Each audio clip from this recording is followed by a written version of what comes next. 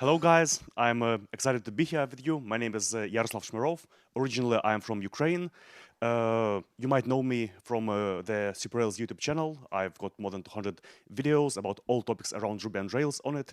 And just recently, a few days ago, I hit 9,000 subscribers, so it's a big milestone for me. I'm really excited. And you might also have seen my talk about Hotwire last year at the Rails World. But let's talk about something different. Does anybody know what this is? Alors, non, pas Amiens. Ça, c'est Clermont-Ferrand. Alors, il y a 10 ans, moi, j'ai fait mes études à Clermont-Ferrand. Et oui, c'est là. si, vous, si vous ne savez pas où c'est. Et, bon, j'ai visité plusieurs des places en France, mais du tout, je passe beaucoup de temps au sud de la France. I've worked in a few French companies over the years. I've been living in Ukraine, in Poland, but destiny keeps bringing me back to France. So I worked in a couple of French companies. I've also created a few videos that are particularly for solving France-related problems like Facture X or French Annuaire des Entreprises APIs. But today we are here to talk about Turbo Native. Does anybody know what Turbo Native is? Okay, have you tried Turbo Native? And does anybody know what Strada is? Okay, and do you know the difference between Strada and Turbo Native? Nobody does. Yeah, so last year at Railsville there were two wonderful talks by Joe Mazzotti and by Jay Oms. Joe Mazzotti was talking about Turbo Native and Jay Oms was talking about Strada. So these are kind of two parts of the same puzzle. We'll get there now.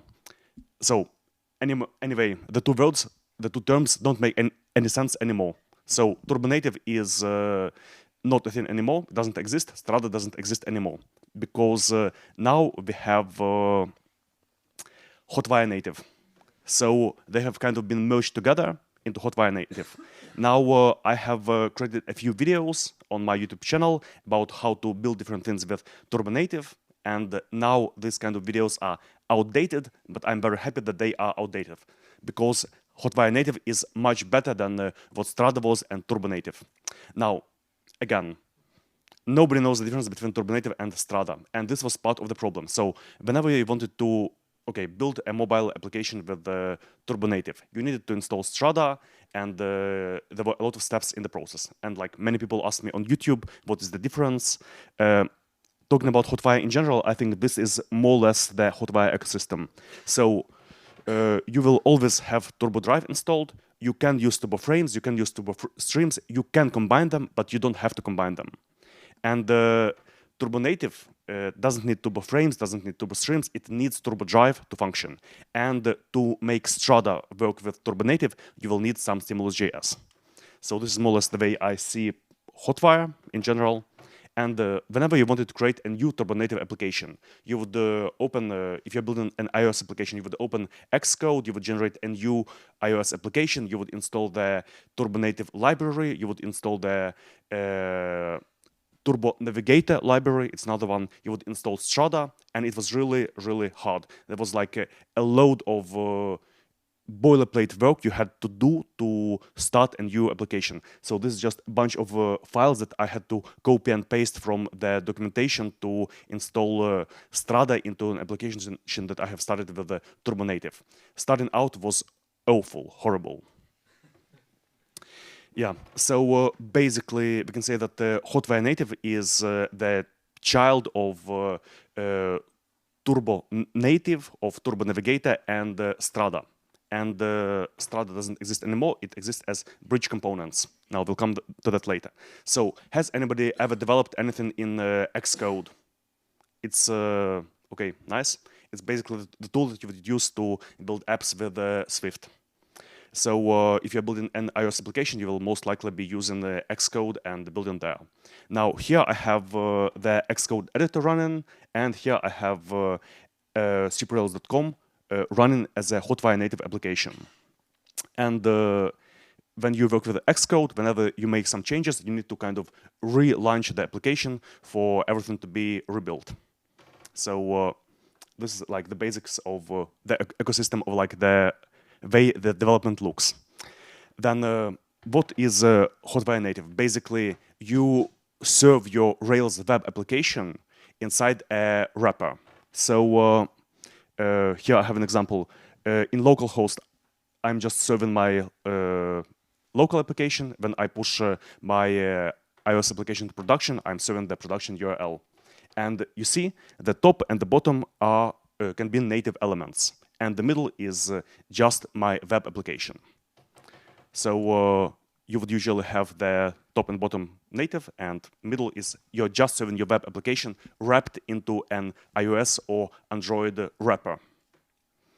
Now, how to make your Rails application work as a mobile application? Basically, imagine you live in a wonderful world right now already that you can turn any Rails application that has Hotwire installed into a mobile application. It's quite easy. There are some things you need to do. First of all, as you are serving your web view, you need to make it look responsive.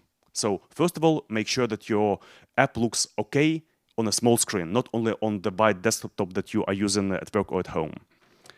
Make sure that this part of the application works well when you open it just in a browser. Here's, for example, I've opened the x.com. This is not the x.com app. This is just opened via my Safari browser. And you see, it looks wonderful, perfect on mobile. The footer is just built with HTML, some links. Then opening LinkedIn. Again, this is not the LinkedIn application. It's the LinkedIn web app built with a responsive way, so that people that don't want to install the app can use it nicely in Safari or whatever other browser. So again, looking at this application, this is just a web app, but again, it follows the same structure as it would follow in kind of a native application. It has the header, it has the main content, and the footer. So 3 parts of the content you should think about. Yeah, so step number 1, make sure that the application looks good on mobile, on a mobile phone before building a mobile application where you're wrapping your web application. Now here are a couple of web apps that I have built. So here's like Twitter and LinkedIn, the way they look on the web. And here are a couple of applications that I built that look very good on mobile. And you see, I also have headers, I have the main content, and I have a sticky footer. So it kind of feels, when you open it even in the web browser, as a mobile application. Now, there are a few behaviors that you get out of the box when you create a new Turbo Native application and serve your web application through it. First of all, there is this kind of screen transitions and stack navigation. So I will demonstrate once again. You see, you click somewhere, it adds the previous page to history. Imagine your web browser, you add it to history, and you navigate to the next page. You can click the backlink, and you can also have the title of the page. You see, there's this title, and it will serve whatever title you have in your HTML for the specific page. So be sure that it isn't just the name of your application for all the pages. Make it something more descriptive. Then modals. So native modals are very easy to integrate if you are building a Hotwire native application. This is what a basic native modal can look like. So you click on create new record or edit record, and it would pop up as a modal, but not to have a full page redirect. And this would feel more like a native application. Then there are a lot of features in TurboDrive that manage the way your application interacts with the browser that you can use to make it feel better on mobile. So first of all, you have the helper, if Turbo Native app, and you can put it anywhere in your views, in your helpers, in your controllers, and have different logic on the web and on mobile. For example, there are some features you don't want to show on the mobile application, but you want to show on the web application. Then conditional CSS. So you can. This is like the whole recipe of how to add the variant to Tailwind CSS to have some CSS execute only on web or only in an actual mobile application. Then, if you put data turbo false or disable turbo globally in your application, no links are going to be clickable. The app will just not work. And you should not use data turbo false on links that are available in your mobile application. They'll just not be clickable. There are some cases where you would want, at least in your web application, to have data turbo false. For example, OmniAuth sign in or like OpenStripe checkout. And these are also a couple of examples of pages that you would usually not enable on mobile. So you would hide these kind of links on mobile. Now, talking of, where was I? Yeah, talking of Stripe. So your app will not be approved if you have your own payment system available on mobile. So Apple will want to have their 30% cut, and you will have to use their own payment system. So, for example, the way Basecamp does it, you can pay them only in their web application, and you can only log in into the mobile application. You cannot even create an account in the mobile application. You can only log in as an existing paying user. Then maybe you have used this data confirm or the new syntax for data turbo confirm to pop up a JavaScript model to say yes or no. So if you use it in your web application, it is going to work out of the box in the mobile Hotwire Native application, and it will look more or less like this. Web authentication, like device or whatever authentication gem you are using for your web application, it is going to work. But be sure to store the user data not in the session, but in the cookies. Then this one is really interesting. So here's an example of navigation being stacked. So I click on a link, and it adds it to the browser history. I click another link, and it adds it to the history. And sometimes you would not want to kind of stack this navigation history on mobile. So you would want to use this kind of turbo drive behaviors as turbo action advance or turbo action replace. Turbo action advance is the default one. It is working out of the box. You don't have to write it, and it stacks the navigation. If you use data turbo action replace, you see I click it, and it kind of replaces the current page with a new page. You can also try it on the web browser, and you will see that if you put data turbo action replace, the back button in your browser is not going to actually redirect you to the previous page, because you have replaced the previous page content with a new page. And you would want to have some behaviors different on mobile and on the web. So here on the bottom is a helper that you can use on some links to replace navigation on mobile and stack navigation on the web. What's this? Oh, yes. So here is an interesting case. Here I put target blank to open in a new tab, and you see it tries to pop up the native inbuilt browser. And if you have target blank inside your application to open internal links, it's going to try to not just redirect, but it's going to try to open an additional pop-up browser. So you would want to not have target blank in your mobile application. And here is an example of like setting target blank only if it is not a mobile application. There are some native elements that you would want to customize and use in your applications. First of all, the coolest one, the one that you will 99% want to use, is native tabs. So imagine here by default, it's just one browser tab. Imagine you're navigating inside one browser tab, and you can add a few tabs, and each of them will have their own browsing history. And most applications these days will have this kind of tabs. And if you like navigate inside Instagram, you will see that the browsing history in each tab is separate. I've also got a video about how to integrate native tabs in iOS for Hotwire Native. Then there are sometimes features that you just can't give a really good experience in the web, so you'd want to have some native screens. For example, for maps, here's an example of rendering a map in a Hotwire Native application. Then I previously talked about Stripe and payments, so it is possible to integrate native payments in a Hotwire native application, you basically can inject native elements or native pages inside your Hotwire native application. Okay, let's say you've built your application, great job, but now this is the hardest part. App review. This can take quite a while. My last application that I've been working on, I had maybe like 5 or 6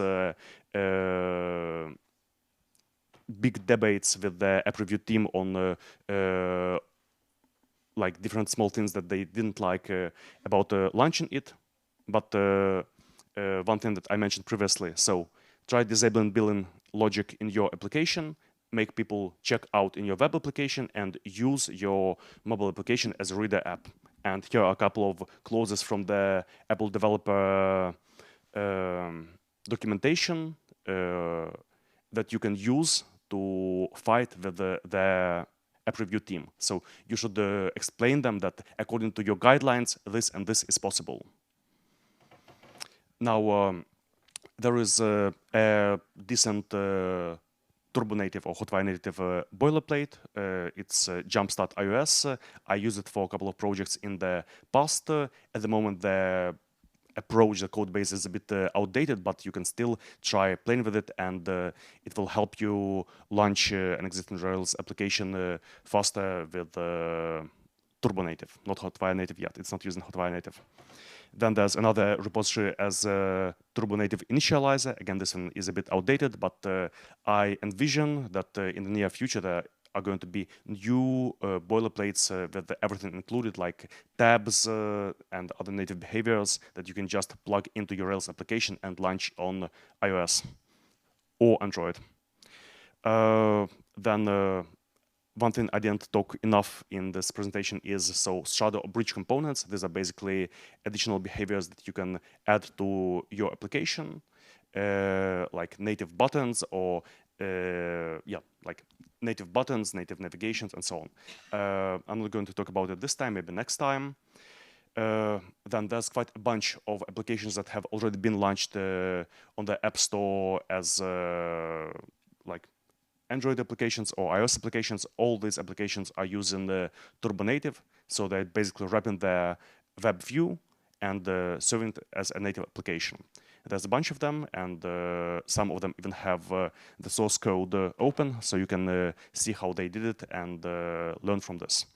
And recently, my friends from Buzzsprout launched their application with Hotwire Native, and it feels really fluid, and you don't feel that it's not native enough.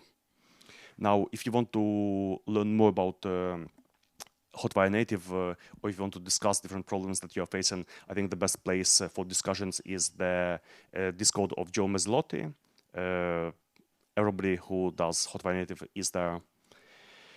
And to summarize, Hotwire Native might not be the best way, most scalable way to maintain a mobile application. Like Facebook wouldn't launch a Hotwire Native application.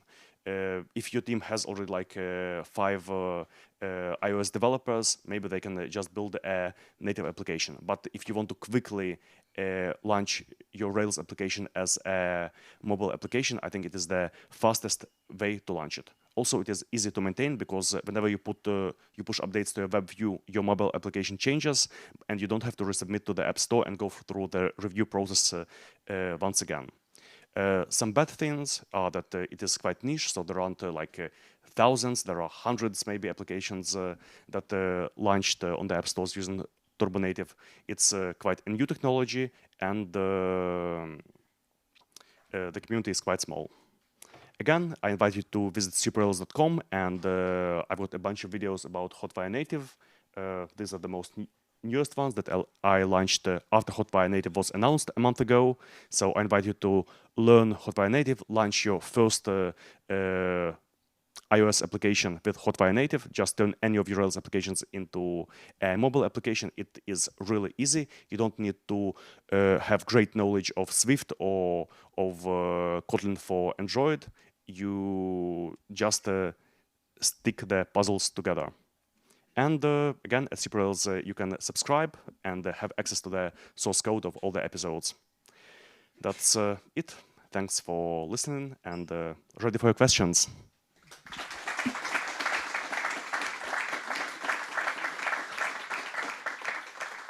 Thank you for the conference. Was really nice. I was wondering if progressive web application could be an alternative to Hotwire Native, because we don't have some of the transition, etc. But to go to the market with near native experience, I think it might be quite good. First of all, people don't know how to install a progressive web app. Like I will go, how do I install a progressive web app? I go to a web page, I need to open a file or somewhere else, I need to click add to dock, and then I will have it available. Then I will have the application available here. Like here I have Cyprel's PWA. But PWA is just like a hyperlink on your homepage to the web application that is served kind of in a browser without the browser controls. My wife is there, and she would say if I can't find it on the App Store, I'm not going to use it. And young people these days, they are more likely to use applications than something in the browser. Now, PWAs are good. Like I just a couple of days ago released a video about the experience with the PWAs at Rails World. So at Rails World, there were 2 PWAs, one PWA for Campfire. And yeah, this is not Campfire. One PWA for the agenda application, one PWA for Campfire. And 1,000 people at Rails World used these 2 PWAs. The cool thing was having push notifications. Yeah, it's cool, but people are not so educated in installing PWAs. And yeah. PWA, I would say, is a transitional step to having your application served as a native application. So PWA, okay, you already have some experience with push notifications. You already made your application look good on a small screen. Next step, just launch this PWA as a native application. Is it possible to make this app work offline? In some degraded mode, maybe, or it's online only. I think William Kennedy. Yes, William Kennedy was experimenting with this topic of bringing an offline experience into Turbo Native applications. I don't know how successful he was. I haven't talked about this for a long time. If you want to create an offline experience for your PWA, Alicia Rojas at Rails World did a fantastic talk about how to make your PWA work offline. Hi, I have 2 kind of adjacent questions, quite short. First of all, you speak quite a lot about iOS, right? Mm-hmm. And how the restrictions for the app. When you look at Android and like the Google Store, are there any differences that someone developing should be aware of?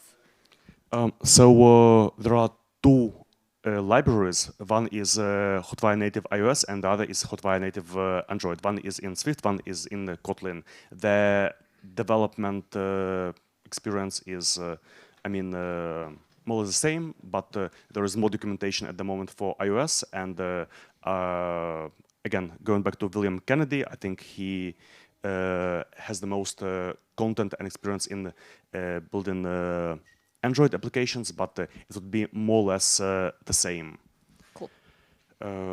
I myself haven't launched an Android application with Hotwire Native yet, and I prioritize iOS because usually people who use iOS are statistically more likely to spend money. Fair. Yeah.